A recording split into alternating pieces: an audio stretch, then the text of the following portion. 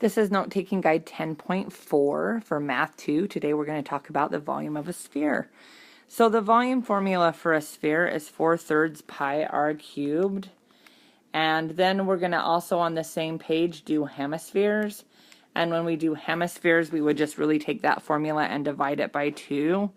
But the hemisphere formula is going to be volume equals 2/3 pi r cubed. So we can kind of just use that in just a minute. Hemispheres are half of the sphere.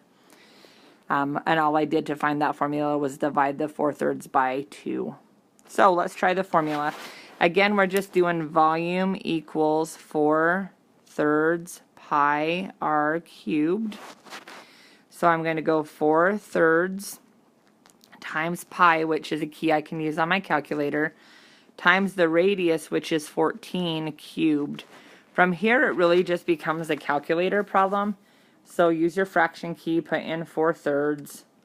Use your pi key and put in pi. And then times that by 14 raised to the 3rd power. When you do that, you get a really big number. I got 11494.04.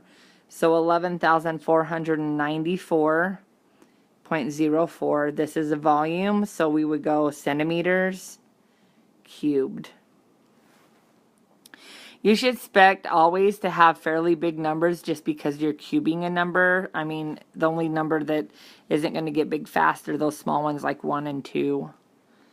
All right, so here we are again. We're going 4/3 pi r cubed for the formula.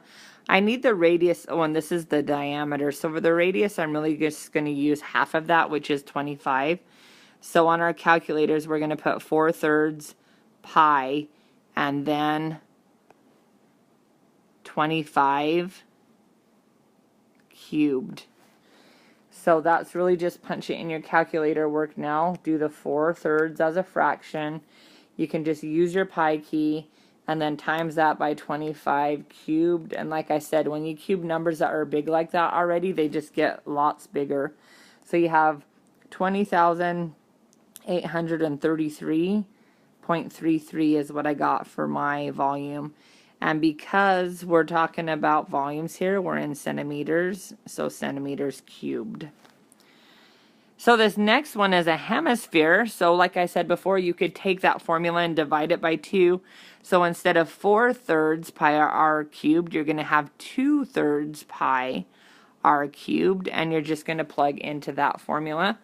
So 2/3 times pi times 8 cubed. And why did I go 8? Because this is a diameter, not a radius, and I need a radius in my formula. So 2/3 times pi times 8 cubed on our calculator. Again, that's probably going to be pretty big. And when I did that on my calculator, I got 1,072.33.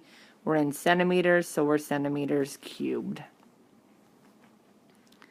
All right, one more time on a semicircle. This one's upside down, but it doesn't really matter. Again, a semicircle is 2/3 pi r cubed. So we're 2/3 times pi times 9 cubed. It's a matter of punching it in our calculator now. So 2/3 times pi times 9 cubed. And when you do that, you get 1,526.81. There's no measurement on here, so you're just going to put units squared. All right, last problem. This is a real-world problem. It says modeling with mathematics. 3 tennis balls are stored in a cylindrical container with a height of 8 inches and a radius of 1.43 inches.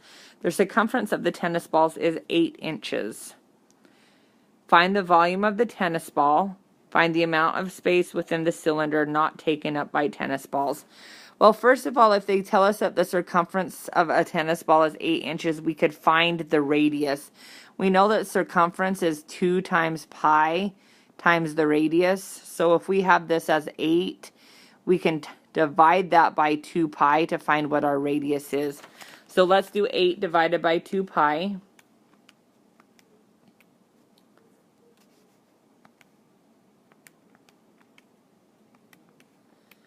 And when I do that, I get 1.27. So my radius for my tennis balls is 1.27. And now that I know the radius of my tennis balls, I could find the volume of one of them. So the volume formula is 4/3 pi r cubed. So I would go 4/3 pi times 1.27 cubed. And I can just plug that in my calculator from there. So 4/3 as a fraction times pi times 1.27 cubed. When I do that, I got 8.58. So that's the volume of one tennis ball, but I have 3 of them, so I'm going to times that by 3.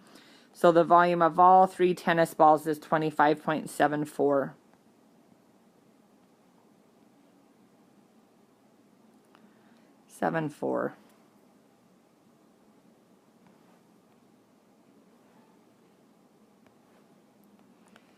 So this is the balls, so we don't forget what that is.